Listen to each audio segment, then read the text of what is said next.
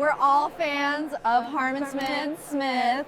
Subscribe to the channel. Worst fighting game of the year, supposedly. I have a hard time believing that Invincible is going to be worse than, like, Avatar: The Last Flash Bender, but I am not shocked by this at all, because this has been a bit of a problem in recent years, where every single time we see some flavor of the month TV show or series, all of a sudden we have to pretend to care about the tie-in license games. Okay, I remember this happened to Game of Thrones back in the day when that was still relevant. You know, it's been happening for Marvel for years with Spider-Man and Wolverine. And now this is an attempt at Invincible, in which Invincible produced a fighting game, and people like Max Dude were just kind of like soy-jacking, all like, oh man, I can't wait to play as my favorite character, like the Viltrumite Mark Grayson, or the Viltrumite Omni-Man, or the Viltrumite Thrag, or like, what you see is just a brand that coasts entirely off of the superhero fad. But unlike those kiddie superhero stories, this one is edgy, and it has a lot of death, and the love interest gets an abortion. Oh man, it's so mature, and it's so sophisticated, and it's so high IQ. Like, this is one of the most embarrassing trends of the decade, okay? Like, ever since this and The Boys premiered, we've had to deal with these chuckle fucks acting like this is some, like, high IQ series, when in actuality, you can pop in, like, pretty much any random anime series, whether it's, like, you know, Jujutsu Kaisen, or The Adventure of Dai, or, like, Mobile Fighter G Gundam, and have a way better experience, almost, like, laughably so. Okay, like, what exactly does Invincible do that, like, Dragon Ball doesn't do better? And that's, like, the real problem with it, honestly. Because, like, Invincible fans in particular do this thing where they're just like, oh, yes, Omni-Man, he's so strong, he's so tough, he's so badass, like, no one can beat him. And yet, like, meanwhile, you just have, like, pretty much, like, fans of pretty much any other series in existence just being like, oh yeah, this guy can do it, this guy can do it, this guy can do it. Like, again, it's all hype and no actual substance. And that's kind of how I, like, treat The Boys and Invincible. And, like, one of the reasons why I haven't really been talking about these shows since they premiered is that, like, they're so obviously going to be completely forgotten after the series ends. After it's all over, people are going to look back on it and realize just how dumb it actually is. It really is, at its core, Twilight for boys. That's how lowly I think of Invincible and The Boys, but we're not quite there yet. Like, where we're at right now is where we're in the peak period of the series' relevancy, okay? Like, the instant it ends, like, everyone's gonna instantly move on to the next thing, the next flavor of the month slop, but right now, it's the greatest thing that anybody's ever seen. You know, they're not reading books, you know, they're not watching classic superhero shows. Instead, they're hyping up Invincible because, oh man, this guy is gonna fight this other guy. It's stupid, it's boring, I don't respect it. Read One Punch Man, okay? It's kind of shocking how much better One Punch Man is in this stuff in general, especially considering its reputation after, like, the anime fell off. But, like, the simple fact of the matter is, like, you know, something like One Punch Man has infinitely more, like, long-term cultural impact and relevancy than this slop. And it's so interesting to me how, like, when the video game was announced, there was this serious mindset in the community that this would be, like, a serious fighting game, you know, an FGC contender, that, like, Alan the Alien would be some, like, MVP, like, fighting game character. Like, it wasn't gonna happen, okay? At its core, Invincible is just a Marvel clone with, like, the 3-on-3 action with, like, the discount characters, you know, the knockoff characters, okay? You can't even really argue, like, that it's overly violent, because, you know, Invincible is, it's kind of basic compared to the stuff you see in, like, Mortal Kombat, honestly. So even like Invincible's core gimmick of like, oh yeah, it's edgy, like that doesn't really work in the fighting game world. Like there's no like, it's not particularly distinct compared to like, Mortal Kombat, the biggest non-Smash Bros. Fighting game in the world. Like Invincible just has no real appeal. Like at its core, when you break the story down to its base elements, it really is just a generic superhero series with none of the depth, none of the complexity, none of like the appealing characters. Like I know this has been like a discussion on online right now, but a lot of people are coming out and acknowledging that Batman the Animated Series is way better than Invincible. And a lot of Invincible fans are like seething about this, but it really is true. Like even though BTAS is an animated is a children's cartoon, it's able to have like more appealing characters. It's able to get across more mature storylines. It's able to have better animation even, despite coming out in the early 90s. Like, Batman the Animated Series does a way better job adapting Batman to a modern audience than Invincible has. Even in this stage, even in like the peak of its relevancy, people are complaining about the race swaps and certain plot elements and like, the animation. Like there's so many things about this show that are complete garbage. And yet like the community is just eating it all up because like, whoa, it's the hot new thing right now. I had problems with My Hero Academia. Okay, I should have dropped My Hero Academia after season 3 because of how contrived it was and because of like, how it just wasn't on the same level as One Piece and all that. Like, My Hero Academia was better than Invincible because it actually had likable characters. It had a good premise. It was able to like, capitalize on it. It had like a good appealing idea. Like, obviously, it went too far with, like, the Wisher film and angle, and it just didn't make the antagonist interesting. And there are lots of problems with the series as a whole. But, like, by and large, I enjoyed My Hero Academia more. I did watch 3 seasons of it.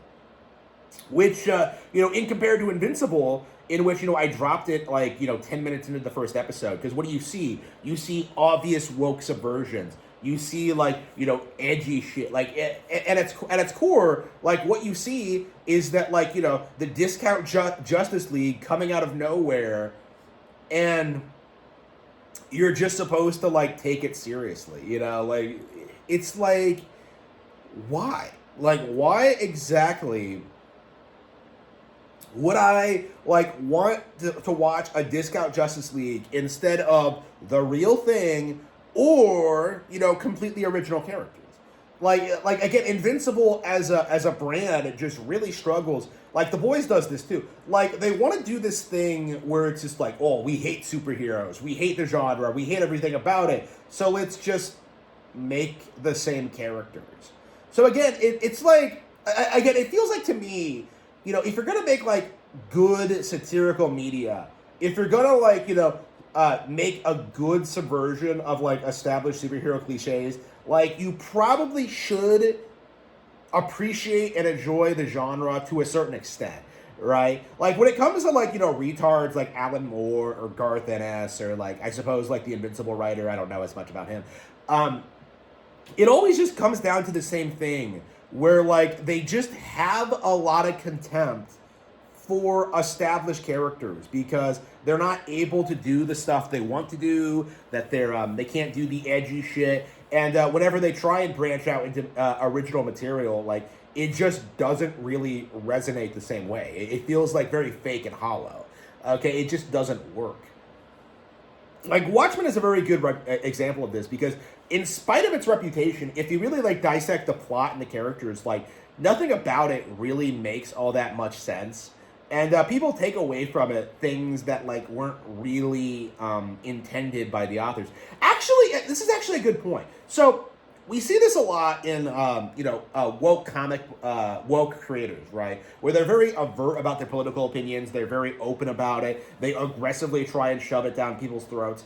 Why do they have to do that? Because if they don't, you get situations like Watchmen, where you have a certain amount of ambiguity, where you have like an intended message and an intended subversion and an intended thing to get across to the audience, but the message is retarded and people like, take away things from it that you don't actually intend. This is why Alan Moore has such a contempt for like Rorschach, in that he was supposed to be a contemptible character, and yet people liked him because he stood by his convictions. To Moore, that's like something that like goes completely against his worldview and his values, and yet the audience straight up rejected it, as they should, because Alan Moore's worldview is retarded. Again, but Watchmen, because it wasn't like overtly like pushing like the progressive message, at least not to the extent that they do today. It was able to have like, develop a fan base of people who appreciated it for what it was. And people were able to like ignore like Moore's like posturing about like, misrepresenting my work or whatever. Like, I think this is like the issue we're seeing with series like Invincible and The Boys, is that like, creators today are very, very anxious to make sure that's not possible. And so they do everything they can to like, push this idea that like their series are some beloved classics and are going to go down as like one of the all-time greats. And then they just go in and they're just like, yeah, time to throw in the political messaging. Like, we got to have the wholesome gay character, and we got to have the race mixing, and we got to have like the dog fucking, like it's just like, we got to have like, I think you have like a female character throwing away like a Jesus action figure or something. Like, she stops being a Christian to like worship Homelander instead, and then he just like kind of kills her. It's like, really, really, like, on one hand, like, the idea of that is kind of compelling. I have kind of talked about this before, how it does feel like most comic book fans do treat their favorite characters as if they're like gods, and as if you can't really like disrespect them or whatever. I think in a way, like, that would actually kind of work if it was better implemented, and if it wasn't like desperately trying to like push this idea that like Christians bad or whatever, or Trump bad or whatever. Like, again, it's not trying to be an actual story. It's trying to be like, some weird subversive like political propaganda. Man, I've got off on a tangent. I wanted to talk about the fighting game specifically, but like, I suppose like the fighting game just doesn't really matter, honestly, at its core, because like nobody cares about the fighting game.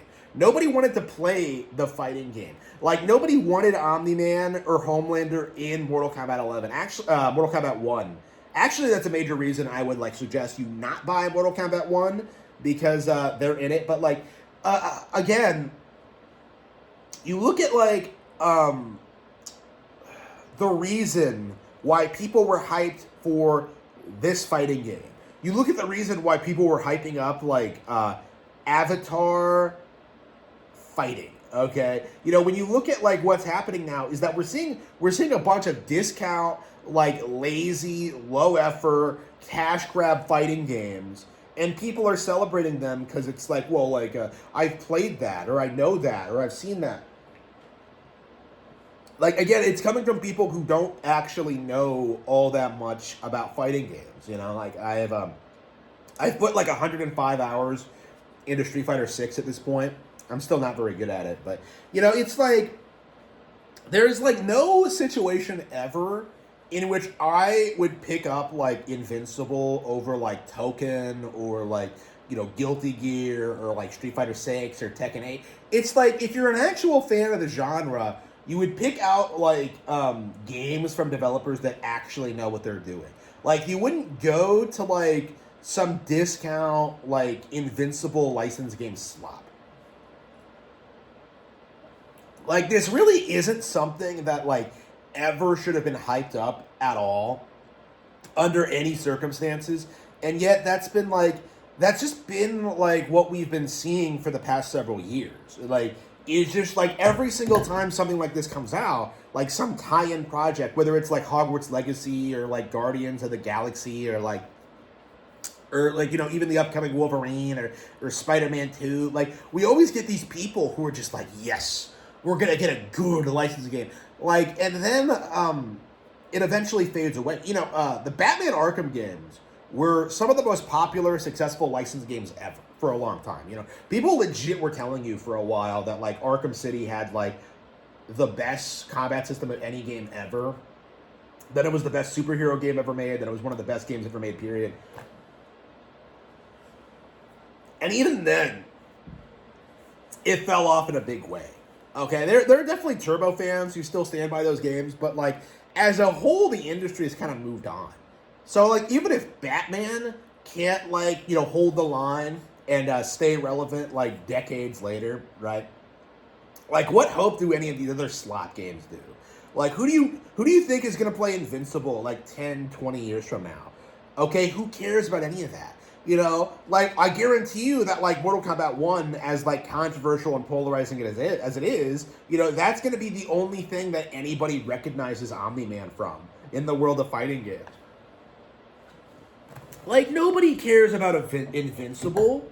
Nobody wants to hear about Invincible. Nobody wants to see Max Dude playing Invincible.